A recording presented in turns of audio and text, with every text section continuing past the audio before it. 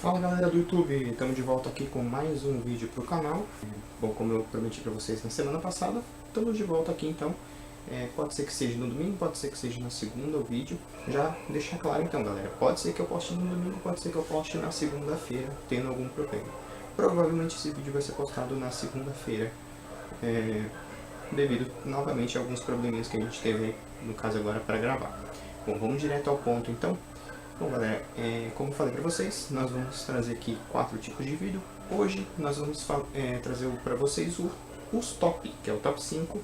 São 5 informações que eu vou trazer aqui para vocês. Bom, que assunto nós vamos falar? No último dia 31 de outubro, foi comemorado uma data muito importante. Você deve estar pensando aí, então ele vai falar do Halloween? Não. Não. Não vou falar do Halloween. Foi uma outra data um pouco menos conhecida, algumas pessoas conhecem, outras não conhecem tanto. Eu vou falar um pouco então sobre a Reforma Protestante. O que foi a Reforma Protestante, para resumir bem para vocês? A Reforma Protestante aconteceu na Alemanha em 1517. Padre alemão ia estudar a Bíblia a respeito, ele já era um estudioso da Bíblia, então ele foi fazer um estudo mais profundo da Bíblia. E ele viu que muito do que estava sendo pregado pela Igreja Católica era errado. E então ele viu os erros ali e foi falar com os líderes da Igreja Católica na época, né? O Papa e quem ele conseguisse conversar naquele exato momento. Então ele falou com algumas pessoas que não concordaram com ele. Inclusive o Papa disse para ele que se ele continuasse com essa ideia ele seria excomungado, porque era uma heresia que ele estava falando. Então ele resolveu que ele não deveria aceitar aquilo, porque o Papa era uma autoridade sobre a vida dele, mas Deus era uma autoridade maior. E se algo estava sendo ensinado fora da palavra de Deus, então ele fundou 95 teses. Inclusive, se vocês quiserem verificar na internet, é fácil de achar. Então ele pegou 95 teses, montou 95 teses, achou que estava errado e colou na porta de uma das principais igrejas ali da Alemanha, igrejas católicas da época. Então ele se revoltou com a galera e montou isso. Então o nosso top 5 vai ser em cima disso, vai ser em cima desse acontecimento. No caso, esse padre, Martinho Lutero, acabou fundando a igreja luterana. Então assim, eu vou trazer para vocês 5 momentos importantes. Então vamos lá, para o número 5.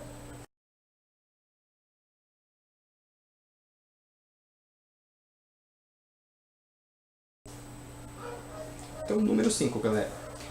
As indulgências. Então, um dos principais pontos que Martinho Lutero colocou são as indulgências. O que eram as indulgências, para vocês entenderem melhor? As indulgências era uma cobrança que era feita pela Igreja Católica para que a pessoa fosse para o céu, fosse salva.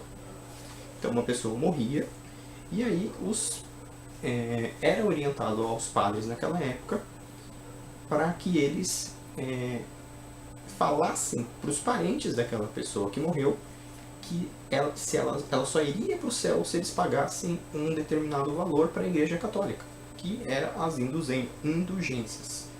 Se você olhar a palavra de Deus, a Bíblia, que é a palavra de Deus, vai dizer ali que não existe isso. Você não compra a sua entrada no céu. Ela é de graça. Jesus Cristo deu essa entrada para você. Quarto lugar.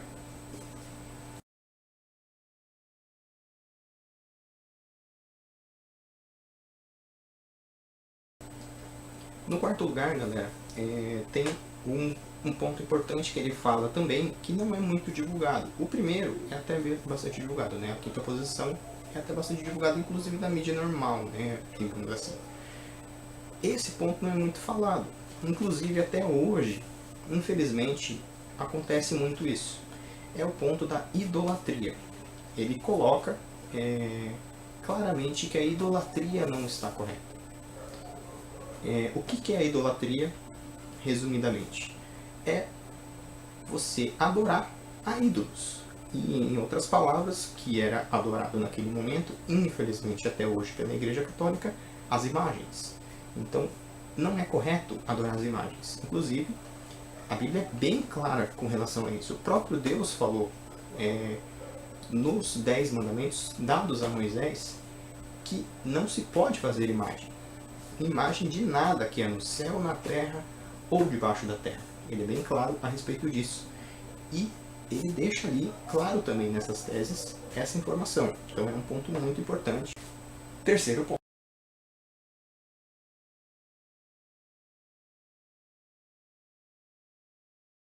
Terceiro ponto, não é um ponto tão vital, não é algo tão vital. Mas por que eu coloquei? Eu vou explicar para vocês. É a liberdade do casamento. Até hoje, o clérigo, digamos assim, ele não é autorizado a se casar. Mas por que ele não é autorizado a se casar? Você sabe, afinal, por que ele não é autorizado a casar? Eu vou explicar para vocês por que eles não são autorizados a casar. Um pouco antes dessa época, porque nessa época a igreja já tinha perdido bastante força monetária também, né? Dinheiro, tinha perdido bastante dinheiro. Até por isso que eles criaram as indulgências. Um pouco antes disso a igreja era muito poderosa, ela tinha um dinheiro muito grande. Os reis davam muito dinheiro para a igreja, então, em geral, a igreja católica era muito poderosa financeiramente.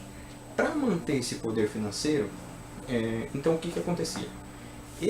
Esse dinheiro ele era dividido entre o clérigo, entre os padres, os papas, os bispos e etc. Era dividido esse dinheiro, cada um tinha direito a um determinado valor. Só que se esses se casassem, então se os padres, os papas, o papa, os bispos se casassem, eles viessem a morrer, pela lei, as suas esposas ficariam com seu dinheiro. O que faria com que esse dinheiro saísse da Igreja Católica. Então a Igreja perderia o dinheiro automaticamente. E para isso não acontecer, eles impuseram como uma regra. Por que eu coloquei isso? Porque eles impuseram de uma forma errada. Então, e ele colocou isso bem às claras. Que não existe isso. Por que não existe isso? Muitos se casaram. Muitas pessoas ali se casaram. Eles fala na Bíblia da sogra de Pedro ou de Paulo, se eu não estou recordando muito bem. Pedro ou Paulo tinha uma sogra. Para ele ter uma sogra, ele tem que ser casado. Então, por que não pode casar? Um dos maiores discípulos se casou. Por que não pode se casar então? Segundo ponto.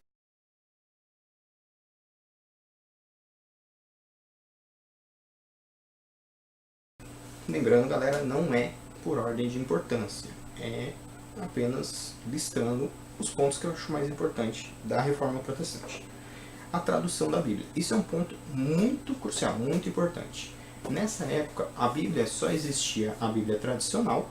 Para quem não sabe, ela foi escrita em 3 línguas. Foi no aramaico, que é um hebraico arcaico, um hebraico antigo. Ela foi escrita em grego, para principalmente o Novo Testamento, e ela foi escrita em hebraico também, que é o aramaico um pouco menos antigo, digamos assim. Então, eles fizeram apenas uma tradução para o latim, que era a língua principal da Igreja Católica naquele momento, porque a Igreja Católica, como todos sabem, ela nasceu após o Império Romano. Um imperador que se converteu e fundou a Igreja Católica. Então, a língua falada naquela época pelo Papa, pelo Imperador, no caso, era o latim. Então, nada mais natural do que ele traduzir essa Bíblia para o latim para que ele pudesse entender e o pessoal que era a cúpula principal pudesse entender. Mas, até aquele momento, as missas eram todas rezadas em latim. Então as pessoas não entendiam o que estava sendo dito. E eles simplesmente tinham que aceitar aquilo que o próprio Papa colocava que era a tradução da Bíblia. Aquilo era a Bíblia. Mas aí, com a Reforma Protestante veio essa mudança, porque Martinho Lutero fez a tradução dessa Bíblia para o alemão, e após também essa tradução da Bíblia, houve outras ramificações que vieram da Reforma Protestante. Foi para a Inglaterra, foi para a Escócia, foi para outros países ali dessa região da Europa. E também foi traduzido para o inglês, foi traduzido para outras línguas também, para o francês também, acabou indo para a França, então foi traduzido para algumas línguas. Então a tradução da Bíblia foi muito importante. Por que é importante a tradução da Bíblia? Porque a Bíblia, para nós cristãos, é a palavra de Deus. Então, e Deus diz que Ele não faz acepção de pessoas. Então, por que algumas pessoas têm acesso àquilo que Deus fala para a humanidade e outras pessoas não podem ter acesso? Então, a Bíblia é importante essa tradução para que todos tenham acesso à Bíblia.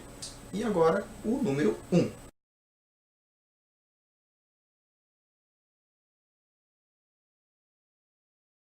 O número 1, então, é um ponto interessante, assim, não é explícito, mas eu vou explicar para vocês. É a igualdade. O que é a igualdade? Por que eu coloquei a igualdade como um ponto importante? Porque naquela época, como era a sociedade, como era colocada naquele momento, naquele ponto. O clero, que é o papa, os padres, etc., eles estavam aqui. E o povão estava aqui.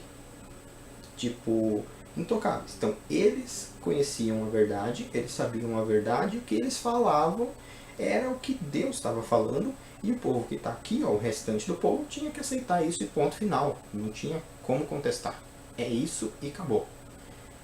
A partir do momento que Martinho Lutero colocou essas teses, né? Então ele foi, estudou a Bíblia e colocou essas teses, então a partir daquele momento houve essa liberação, porque existia agora o acesso à palavra de Deus, à Bíblia, as pessoas podiam ler, podiam compreender conforme elas viam e podiam fazer as suas interpretações da palavra de Deus. Então houve uma liberdade. Então já não era mais aquela relação de eu estou aqui em cima e vocês estão aqui embaixo. Então começou-se a se igualar essa relação. Então esse seria o outro ponto importante que eu vejo muito importante da Reforma Protestante. Bom, então galera, seria mais ou menos isso. É um breve vídeo aqui para vocês, só para trazer um pouco sobre a Reforma Protestante, alguns pontos interessantes. Para você que não conhecia, fica conhecendo aí. Bom galera, eu quero deixar então aqui novamente para vocês. Se inscrevam no canal, gente, me ajuda a prosseguir com esse projeto, realmente ir adiante com esse projeto maravilhoso que eu estou iniciando, esse projeto que está no meu coração mesmo para estar iniciando. Então galera, então é isso, se inscrevam no meu canal, curtam aí o vídeo para dar uma força também, dar aquela motivação legal, coloca lá o sininho para você não perder os vídeos, né? Semana que vem a gente vai trazer mais um vídeo, então semanalmente para você não estar perdendo, e dá uma colaboração aí galera. Faça o seu comentário se você quiser, lógico, com muito respeito, por favor, não vamos perder o respeito, mas pode comentar da forma como você quiser. Se você concorda com o que eu falei, se você não concorda com o que eu falei, aqui nós estamos abertos para conversar numa boa, galera. Não vou dizer discutir, porque discutir é uma palavra forte. Nós vamos conversar numa boa. Então, comenta aí, galera, com todo respeito, pode comentar, fica à vontade, mas se inscrevam aí no canal para dar uma força para nós, beleza, galera? Bom, então a gente vai ficando por aqui. Semana que vem então a gente está de volta. Um abraço para vocês e até mais. Fui!